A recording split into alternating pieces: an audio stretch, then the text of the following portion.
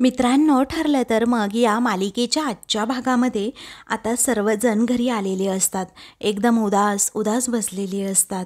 तर पूर्णा आजी म्हणतात, आज खऱ्या अर्थाने आपल्या घरातली इडापिडा टळली आहे आणि जिच्यामुळे हे शक्य झालंय ना, तिलाच हा दिवा लावू देत. आणि तसाही हा अधिकार मोठ्या सुनेचाच असतो. आता जा बरं सायली, जा देवापुढे दिवा लाव, असं आता आजी सायलीला सांगतात. तेव्हा हे ऐकून आता अर्जुन सायलीला खूप म्हणजे खूपच आनंद होतो. कारण पूर्णा आजी स्वतःने सायलीला मोठ्या सुनेचा मान, सायलीला देवासमोर जाऊन दिवा लावायला सुद्धा सांगतात. सायली खूप आनंदाने अर्जुन आणि प्रतापकडे पाहते आणि म्हणते की हो पूर्णा आजी. सायली आता देवासमोर जाते आणि लगेचच दिवा लावू लागते. त्यावेळी अर्जुन कौतुकाने सायलीकडे पाहतो, कारण खऱ्या अर्थाने आज सायलीला तिचा मान मिळालेला असतो. त्यानंतर सायली आता दिवा लावते आणि मनोभावे देवीसमोर नमस्कार करते. तर प्रताप आता नेमका सायलीकडे मागे पाहतो आणि तिच्या मागे जाऊन उभा राहतो. तो सुद्धा अगोदर देवाला नमस्कार घालतो. तेव्हा प्रताप आता लगेचच सायलीच्या खांद्यावर हात ठेवतो. सायलीला समजतं बाबा आलेत. मग आता देवासमोर दिवा लावताना अजिबात डोळ्यातून अश्रू आणू नये, कारण हा आनंदाचा प्रसंग आहे. म्हणजे चेहरा कसा हसरा आणि आनंदीच हवा. आज तुझा आणि तुझ्या नवऱ्याचा विजय झाला आहे, त्यामुळे आजचा दिवस हा दुःखाचा नाही तर आनंदाचा आहे. मग त्यानंतर सायली आता प्रतापच्या सांगण्यावरून आपले अश्रू पुसते आणि म्हणते, बाबा आज कोर्टामध्ये जे काही घडलं या गोष्टीचा आम्हाला अंदाज होताच, पण तुम्हा सगळ्यांसाठी हे खूपच अनपेक्षित होतं ना. त्यावेळी प्रताप बिचारा खाली मान घालतो आणि म्हणतो, बाळा तो आमचाच आंधळेपणा होता, पण कसं आहे ना, त्यामुळे तुमचं यश हे कमी होत नाही. आता तुझं मनापासून अभिनंदन, कारण तू तुझ्या बाबांसाठी लढलीस आणि शेवटी जिंकून सुद्धा दाखवलंस. आता खरं सांगू, प्रत्येक बापाला तुझ्यासारखी मुलगी मिळायला हवी. तेव्हा सायलीला आता खूप म्हणजे खूप आनंद होतो की मला एवढा चांगला मान बाबांनी दिलाय. त्यामुळे तिचे डोळे पुन्हा एकदा पाणवतात आणि ती विचारते, काय बाबा खरंच? मग आता प्रताप म्हणतो, हो बाळा. तेव्हा ती पटकन प्रतापला मिठी मारते. प्रतापही तेवढ्याच मायेने आपल्या सुनेला म्हणजे लेकीला जवळ घेतो. अर्जुन हे सगळं काही पाहत असतो की सायलीने किती माणसं कमावली आहे, म्हणून त्यालाही आता तिच्याबद्दल खूप कौतुक वाटतं. तर आता दुसरीकडे रविराज हा आपल्या रूममध्ये येतो. तर प्रतिमाचं आता थोडं दुखत असल्यामुळे ती शांतपणे झोपलेली असते. आता रविराजच्या मनामध्ये खूप प्रश्नांनी गोंधळ घातलेला असतो आणि कोर्टामध्ये जे काही प्रसंग घडले ते आता त्याच्या नजरेसमोरून पुन्हा एकदा जातात. त्याचबरोबर तो आता प्रतिमाकडे पाहत राहतो. मग आता प्रिया जेव्हा त्याला सापडली होती, म्हणजे जेव्हा ती आपली ओळख घेऊन घरी तन्वी अशी आली होती, तेव्हाचे देखील प्रसंग आता रविराजला आठवतात की जेव्हा माझं बाळ म्हणजे माझी तन्वी मला सापडली होती, तेव्हा मला जगातील सगळ्यात मोठा आनंद मिळाला होता आणि आज तिने काय केलं आहे, आत्तापर्यंत जे काही बोलली ते सगळं काही खोटं होतं, असं रविराजला आता वाटतं. आणि भामट्या प्रियावरचा विश्वासच त्याचा आता उडतो. त्याचबरोबर प्रियाचं अर्जुन बरोबर ज्या दिवशी साखरपुडा असतो तेव्हा प्रिया खूप छान दिसत असते आणि तेव्हा रविराजने तिला कॉम्प्लिमेंट दिलेली असते, बाळा खरंच तू खूप छान दिसतेस आणि लहानाचं मोठं होताना तुला मला पाहताच आलं नाही आणि माझं बाळ म्हणण्याचं सुखसुद्धा अनुभवता आलं नाही. आणि तुला सांगू तन्वी, अगं मला असं वाटतं ना, ही वेळ अशीच इथे थांबवून राहावी. हे सगळं रविराजचं प्रेमाचं बोलणं आता त्यालाच आठवत असतं आणि प्रियासुद्धा त्याच्यावर आता अगदी छानपैकी बोलत असते. मग प्रियाचं हे बोलणं खोटं सगळं होतं हे रविराजला समजतं. आता त्याच्या मनामध्ये खूपच दुःख असतं, त्यामुळे तो प्रतिमाचा हात हातात घेतो. तेव्हा त्याला आठवतं की अर्जुनने कशाप्रकारे तन्वीचं पितळ उघड केलं, कारण प्रिया अर्जुनच्या दबावाखाली आली आणि तिने सगळं सत्य सांगितलं. त्यावरती प्रियाने जी साक्ष दिलेली असते की गोळी मी नाही झाडली, मी माझ्या डोळ्यांनी पाहिलंय की साक्षीने झाडली आहे, हे सगळं आठवून रविराज क्षणातच आता कोसळतो. बिचाऱ्याच्या अश्रूंचा पुन्हा एकदा बांध फुटतो आणि तो खूप म्हणजे खूप रडू लागतो. सगळं काही अगदी त्याला संपल्यासारखं वाटतं, कारण तो एक प्रतिष्ठित वकील असतो. त्याचबरोबर प्रियाने ही जी काही माती खाल्लेली असते ती आता अख्ख्या महाराष्ट्रासमोर जगजाहीर झालेली असते आणि त्यामुळेच रविराजची आता सगळी इज्जत धुळीला मिळालेली असते। त्याचबरोबर जज साहेबांनी जो काही प्रियाला शिक्षेचा आता निर्णय दिलेला असतो तो म्हणजे 7 वर्षांची सक्त तिला जेल होणार। हे जज साहेबांचं बोलणं देखील आठवून आता रविराजला त्रास होतो। मग आता त्याला समजतं आपली लेक जेलमध्ये आहे, परंतु प्रतिमाला तर याबद्दल काहीही माहीत नाही अजून, असं आता तो मनातच म्हणतो आणि लगेचच प्रतिमाकडे पाहतो। इकडे घरातील सगळेच जण अजूनही उदास बसलेले असतात, भामट्या प्रियाच्या विचारातच असतात। तेवढ्यातच सायलीने सर्वांसाठी कॉफी केलेली असते आणि ती सगळ्यांसाठी तेथे हॉलमध्ये घेऊन येते। अगोदर ती पूर्णाजींना म्हणते कॉफी घ्या ना, तेव्हा पूर्णाजी म्हणतात नको, माझी इच्छाच नाही आहे। तेव्हा सायली अर्जुनकडे पाहते, अर्जुनलाही वाईटच वाटतं। त्यानंतर सायली म्हणते आई अहो तुम्ही तरी घ्या ना कॉफी, तेव्हा मला नको आहे कॉफी, असं कल्पना म्हणते। त्यानंतर आता सायलीला समजतं कोणीच कॉफी घेणार नाही, कारण आता प्रतापने सुद्धा नकारच दिलेला असतो। अस्मितासाठी सुद्धा तिने स्पेशल वेलची घालून मळमळायला नको म्हणून कॉफीसुद्धा बनवलेली असते।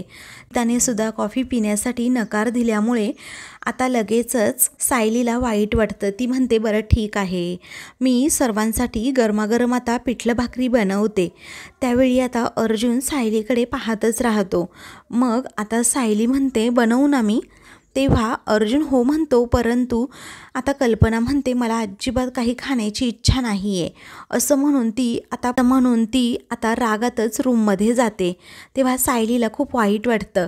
त्यावेळी प्रतापसुद्धा उठतो आणि सायलीला म्हणतो सायली सॉरी, पण माझीसुद्धा काही खाण्याची इच्छाच नाही आहे। मग आता त्यानंतर पूर्णाजी म्हणतात की चल अस्मिता मला माझ्या रूममध्ये घेऊन चल, आता मला झोप येईल की नाही माहीत, परंतु थोडीशी पडते मी, मला बरं वाटेल, जरा माझं डोकंसुद्धा थोडं शांत होईल, असं म्हणून त्या तेथून जात असताना सायली म्हणते पूर्णाजी अहो तुम्ही अशा उपाशीपोटी गोळ्या कशा घेणार, उपाशीपोटी अशा गोळ्या घ्यायच्या नसतात, असं जेव्हा सायली म्हणते ना तेव्हा पूर्णाजी म्हणतात की जाऊ दे ग, काही हरकत नाही, असं म्हणून त्या रूममध्ये निघतात।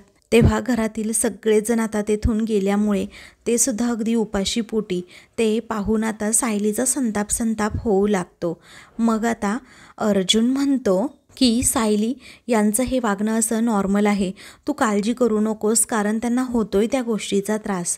सायली संतापानेच म्हणते त्या भामट्या प्रियाला काही कळत नाही का हो, तिला समजलं नाही का की या घरामध्ये सगळ्यांचा तिच्यावर किती जीव होता ते, आणि या सगळ्यांचं काय होईल याचा विचार तिने कधी केलाच नसेल का हो।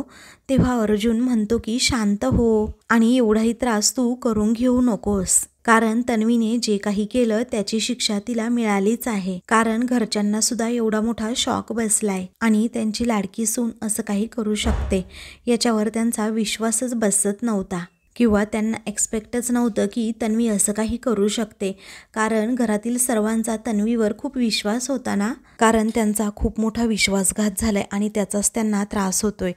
तू त्यांना थोडा वेळ दे, सगळं काही ठीक होईल, असं अर्जुन सायलीला समजावतो। मग आता सायली म्हणते आणि याचाच सगळ्यांना खूप त्रास होतोय, अहो त्या प्रियाला काय फक्त पुरावे मिटवल्याची शिक्षा मिळाली आहे आणि या सगळ्यांच्या भावनांशी ती जी खेळली आहे याची शिक्षा तिला कोण देणार आहे। कोर्टाने तिला 7 नाही तर 14 वर्षांची शिक्षा दिली पाहिजे होती, असं सायली खूप म्हणजे खूपच चिडून म्हणते। तेवढ्यातच आता प्रियाची बाजू घेणारा अश्विन तेथे येतो आणि मोठ्यानेच ओरडतो काय बस एवढीच शिक्षा, म्हणजे फक्त 14 वर्षांची, पण नाही, अरे 14 वर्षांची नाही फक्त, तिला तर फाशीच व्हायला हवी होती, हो की नाही, आणि तुझी तर हीच इच्छा असेल ना की एकदा का तन्वीला फासावर लटकवलं की तुझं मन शांत होईल, असे आरोप आता अश्विन सायलीवर करतो। तेव्हा सायली म्हणते हे पहा अश्विन भाऊजी, असं काहीही नाहीये, पण गुन्हा हा गुन्हाच असतो।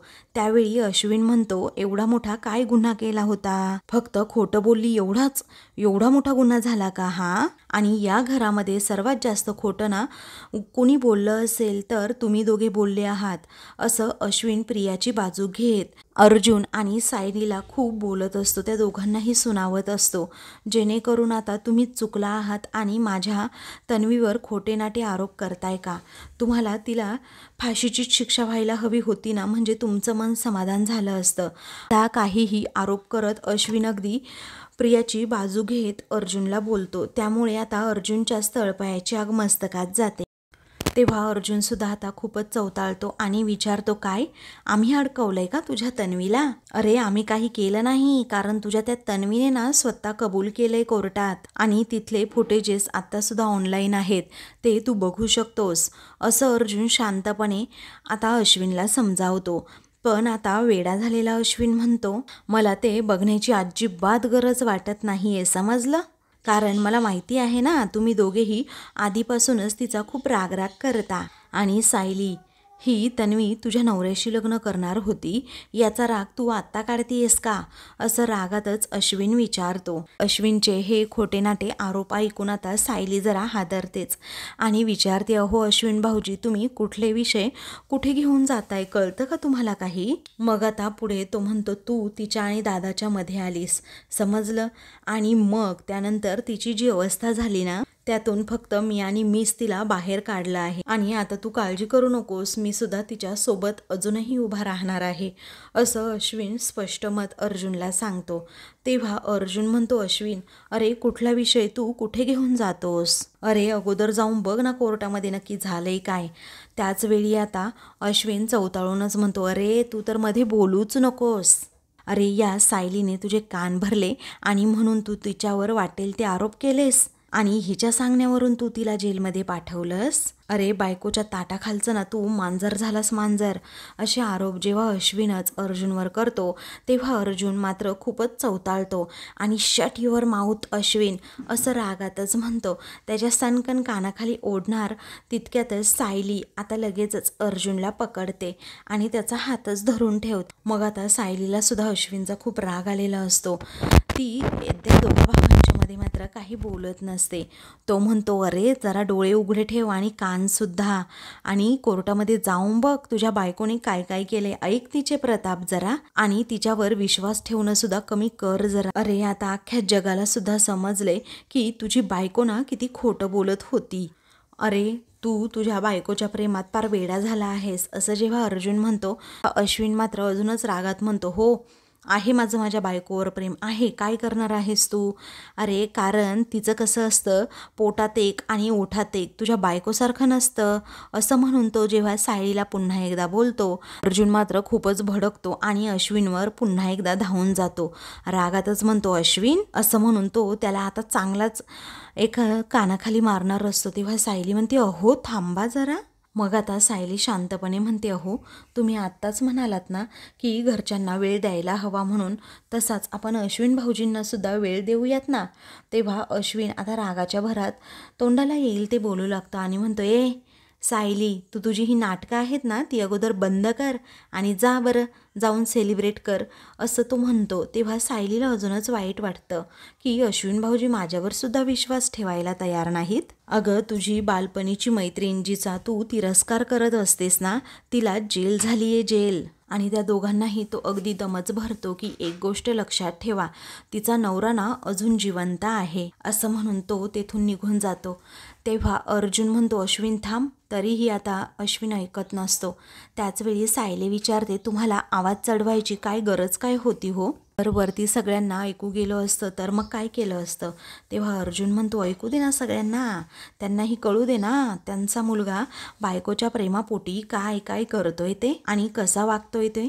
तेव्हा सायली म्हणते, तुम्ही आता शांत व्हा, एकदम शांत व्हा, काहीही बोलू नका, असं म्हणून सायली आता विमलला आवाज देते आणि म्हणते, जरा कांदा चिरून ठेवताय का, मी 10 मिनिटात आलेच हा रूममधून. तेव्हा विमल म्हणते, पण सायली ताई कोणीही जेवणार नाहीये ना, मग काय करायचं? तेव्हा सायली आता विमलचा हात हातात घेते आणि म्हणते, मी बरं कुणाला उपाशी पोटी अशी झोपून देईल, कारण मी अशी हार मानलेली नाही अजून विमलताई, अशी हार मानणारही नाही. आता तुम्ही कामाला लागा, मी आले 10 मिनिटात, असं म्हणून सायली तेथून जाते. तेव्हा अर्जुन सायलीकडे अजून पाहतच राहतो, कारण त्यालाही आनंद होतो की घरचे कितीही वाईट वागले तरी सायली चांगलीच वागते. आता दुसरीकडे सगळेच जण म्हणजे सुमन आणि त्याचबरोबर नागराज, रविराज हे अजूनही प्रतिमा शेजारीच बसलेली असतात. ती अजूनही शुद्धीवर आलेली नसते. सर्वांना एकच काळजी असते की कधी एकदा ती शुद्धीवर येईल, परंतु त्या तिघांच्याही डोक्याला दुसरं टेन्शन असतं, ते म्हणजे इकडे या प्रियाचं, कारण प्रिया आता 7 वर्षांसाठी जेलमध्ये गेलेली असते आणि हे जर प्रतिमाला समजलं तर ती उगीचच अजून हायपर होणार या विचाराने रविराज विचार करतो. सगळेजण आता फक्त एकमेकांकडे पाहतात आणि प्रतिमा शुद्धीवर कधी येते याची वाट पाहत असतात. त्यानंतर नागराज सर्वांना म्हणजे सुमन आणि रविराजला सुचवतो की तिथे आपण जेव्हा कोर्टात गेलो तिथे नक्की काय घडलं हे प्रतिमा वहिनीला विचारू नका, कारण नंतर तिला आठवत नाही काही मग आणि उगीचच तिला त्रास होईल मग. असं जेव्हा तो आता म्हणतो ना तेव्हा मात्र रविराज त्याच्याकडे बघतच राहतो. त्यावेळी सुमन म्हणते, हो मलाही असं वाटतंय, कारण तुम्हाला सांगू वहिनींना आठवत नाही आणि मग त्यांनाच त्रास होत असतो, त्यामुळे आपण तो विषय अजिबात काढायचाच नाही आणि मला कसं वाटतं आपण हा विषय टाळलेलाच बरा. तेव्हा आता लगेचच नागराज म्हणतो, एक्झॅक्टली मलाही हेच म्हणायचंय. तेव्हा मग या दोघांच्या बोलण्यावरून रविराज म्हणतो, बरं ठीक आहे. त्यानंतर आता लगेचच प्रतिमासुद्धा उठते, ती शुद्धीवर आलेली असते, त्यामुळे आता सगळ्यांच्या जीवात जीव येतो. तेव्हा वहिनी तुम्हाला कसं वाटतंय आता, असं सुमन विचारते. तेव्हा प्रतिमा म्हणते, बरं वाटतंय. त्यावेळी रविराज म्हणतो, अगं खूप गाढ झोप आली होती तुला ना आणि म्हणूनच तुला उठवलं नाही, पण बरं वाटतंय ना गं तुला आता, असं रविराज विचारतो. प्रतिमा म्हणते हो. त्यानंतर प्रतिमाच्या लगेच लक्षात येतं की कोर्टामध्ये निकाल काय लागला आणि ती त्या तिघांनाही विचारते आणि तिघांच्याही चेहऱ्याकडे पाहते की कुणीतरी काहीतरी उत्तर देईल, पण कुणी काहीही बोलत नसतं. कारण प्रतिमाला जर समजलं प्रियाला 7 वर्ष जेलची शिक्षा झाली आहे तर होणार काय आणि प्रतिमाला उगीचच धक्का बसेल या विचाराने तिघेही एकमेकांकडे पाहतात. तेव्हा रविराज तो विषयच टाळतो आणि म्हणतो, प्रतिमा तू थोडा वेळ आणखी आराम कर, आपण बोलूयात ना, आपण नंतर बोलू, असं म्हणून तो टाळतो. त्याचवेळी प्रतिमा म्हणते, अहो तुम्ही मला का टाळताय, असं नंतर का बोलायचं, आत्ताच बोला, मी ठीक आहे. अहो सांगा ना काय झाले नक्की कोर्टात. इकडे सायली आता फ्रेश होते आणि आरशासमोर जाऊन उभी राहते. त्याचवेळी अर्जुन तेथे येतो आणि तिच्या खांद्यावर हात ठेवतो आणि तिला घट्ट पकडणार असतो. तेव्हा सायली म्हणते, हो काय करताय, तुम्हाला भलत्या वेळेला बरं भलतं सुचतं हो. मग त्यावेळी अर्जुन म्हणतो की मी काय केलं आहे आता. तेव्हा ती म्हणते, हो कुणी बघेल ना, दरवाजा उघडा आहे. तेव्हा अर्जुन म्हणतो, थांबा मी दार बंद करून आलो. ती म्हणते, काही गरज नाही त्याची, कारण मला खाली जाऊन ना सर्वांसाठी स्वयंपाक करायचा आहे. मग आता तो म्हणतो, नाही नाही हां, आज आपण केस जिंकलो आहोत, अगदी छान वातावरण आहे बाहेर, बघ किती थंड वारा सुटलाय आणि अशा वेळी स्वयंपाक करणं ही अगदी भलती गोष्ट आहे. मग आता मी जे म्हणतो ना तेच करेक्ट आहे, असं अर्जुन म्हणतो. तेव्हा सायली म्हणते, हो जरा धीर धरा, कारण आजच्या दिवशी तरी मला कोणाच्याही जेवणाच्या अशा वेळा चुकवायच्या नाही आहेत, मी आलेच हां, असं म्हणून ती जाणार असते. तेव्हा अर्जुन म्हणतो, पण कुणाला आजच्या दिवशी जेवायचं नाही आहे ना, तू उगीच कशाला हट्टीपणा करतेस. तेव्हा सायली म्हणते, प्रश्न फक्त जेवणाचा नाही आहे, तर सगळ्यांची मनस्थिती ठीक करण्याचा आहे, कारण आता अश्विन भाऊजी जे काही वागले त्या बाबतीत तर आपण काहीच करू शकत नाही, बरोबर. पण प्रियाचा खरा चेहरा कळल्यामुळे सर्वांना जो त्रास झालाय, जो धक्का बसलाय, त्यांची तर काळजी घ्यायलाच हवी. इकडे आता प्रतिमा विचारते, मला सांग ना अगं सुमन, अर्जुन केस जिंकला ना आपला. तेव्हा सुमन अगदी काळजावर दगड ठेवत म्हणते, हो वहिनी जिंकला केस अर्जुन, आणि साक्षी शिखरेला खुनाबद्दल जन्मठेप सुद्धा झाली, असं म्हटल्याबरोबर प्रतिमा खूप खुश होते. मग आता ती म्हणते, अरे बापरे, ही केवढी आनंदाची बातमी आहे, असं म्हणून प्रतिमाला खूपच आनंद होतो. पण सर्वांचे चेहरे पडलेले तिला दिसतात, त्यामुळे ती एकदमच गप्प होते आणि विचारते, काय झालं तुम्हाला, अहो तुमचे चेहरे असे का पडले आहेत. तेव्हा रविराज खरं खरं सांगून टाकतो की आपल्या तन्वीला सुद्धा 7 वर्षांची शिक्षा झाली आहे अगं प्रतिमा. हे ऐकून प्रतिमाला आता प्रचंड असा धक्का बसतो आणि ती विचारते, काय. तेव्हा सुमन काळजावर दगड ठेवत सांगते, हो वहिनी, अहो आज कोर्टामध्ये काय काय घडलं हे सगळं काही आता सुमन सांगू लागते. मग आता अर्जुनने कशा प्रकारे स्टेटमेंट केलं, आर्ग्युमेंट केलं, त्याचबरोबर प्रियाला बरोबर तिच्या कर्माची शिक्षा दिली, हे सगळं काही सांगते आणि ती कोर्टामध्ये आजपर्यंत फक्त खोटं आणि खोटंच बोलत आली. मग आता हे सगळं सांगितल्यानंतर प्रतिमाला विश्वासच बसत नाही की ही प्रिया एवढं खोटं बोलू शकते. ती म्हणते, हे सगळं काय होऊन बसलं आता. तेव्हा रविराज म्हणतो, आपल्या तन्वीने आपली खूप मोठी फसवणूक केली आहे अगं प्रतिमा, असं म्हणून बिचाऱ्या रविराजच्या मनातील दुःख आता लपून राहत नाही. प्रतिमासमोर तो बोलूनच टाकतो. तो म्हणतो, अगं प्रतिमा, तुला माहिती आहे, मला दिसत होतं, मला समजत होतं की आपली तन्वी काहीतरी खोटं बोलतीये. आणि कोर्टामध्ये जो सायकोलॉजिस्टचा रिपोर्ट आहे तो सुद्धा हेच सांगत होता ना की तन्वी खोटं बोलतीये म्हणून. पण माझ्यातला बाप आहे ना, तो या सगळ्याकडे दुर्लक्षच करत आला. आणि आता हे काय होऊन बसलं बघ ना. आणि ही शिक्षा तिला नाही तर मला झाली आहे. तर इकडे अर्जुन आता सायलीला विचारतो, पण तुझं काय? अगं ही केस जिंकण्यासाठी काय काय नाही केलंस तू. अगं या माझ्यासारख्या माणसाबरोबर तू अक्षरशः कॉन्ट्रॅक्ट मॅरेज केलंस. तेव्हा सायली विचारते, माझ्यासारख्या माणसाशी म्हणजे? माझ्या नवऱ्याला काही बोलायचं नाही हा, खपवून नाही घेणार मी. आणि मी आनंद तर साजरा करतेच आहे की, फक्त केस जिंकल्याचा नाही तर प्रियाचं भांडं फुटल्याचा. कारण आपल्या घरात असणारा सगळा खोटेपणा आता निघून गेलाय आणि अजून खूप काही या घरावरचं संकट सुद्धा दूर गेले. मग आता अर्जुन म्हणतो, हो बरोबर आहे, आता फायनली आपण ना आपल्यावर फोकस करू शकतो.